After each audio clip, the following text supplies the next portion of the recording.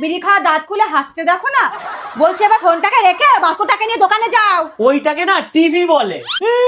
30 দিনের 15 দিনই তো দোকানে পড়ে থাকে, ওইটাকে আবার টিভি বলে টিভির অপমান করবো না? তুমিও তো এখানে ব্যথা বলে 30 দিনের 12 দিনই শুয়ে থাকো। আমি কি কখনো তোমাকে হেপরুকি বলেছি?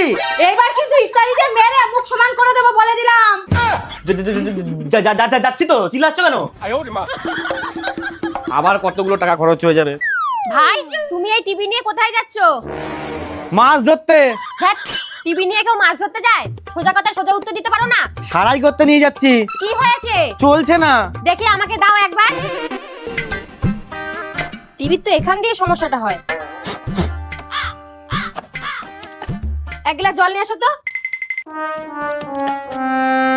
এই যে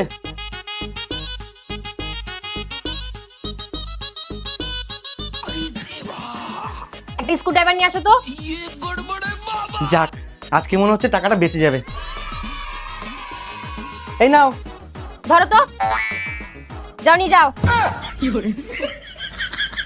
যাও।